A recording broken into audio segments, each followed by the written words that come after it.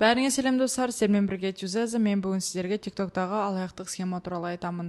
Қазіргі кезде 10 мың, 20 мың подписчигі бар адамдар өздерінің аккаунтын сатамыз деп комментарийларға популярный тиктокерлардың жазып отырады. Ол жерде не деп жазады? Мен осы аккаунтты 10 мың, 5 мың теңгеге сатам деп жазады. Сосын личка ашуын сұрайды.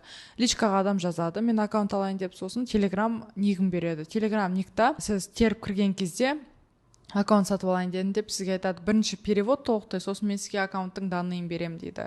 Сіз ақша жібергеннен кейін, понятное дело, сізді часыға тығып Телеграмдағы екі жақтан да сообщение өшіріп тастайды. Сондықтан да достар, ешкімде аккаунтын сатпайды. Қазіргі кезде ондай комментарийлар көбейіп кетті. Менің де видеоларымның астында аккаунт сатам дегендер бар, немесе стримде жазады аккаунт сатам деп.